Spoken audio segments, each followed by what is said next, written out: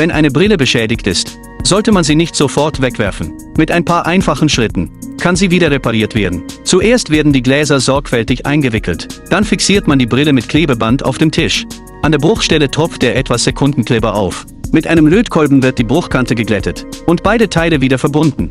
Auf den ersten Blick wirkt die Reparatur nicht besonders stabil. Doch der eigentliche Vorgang ist noch nicht abgeschlossen.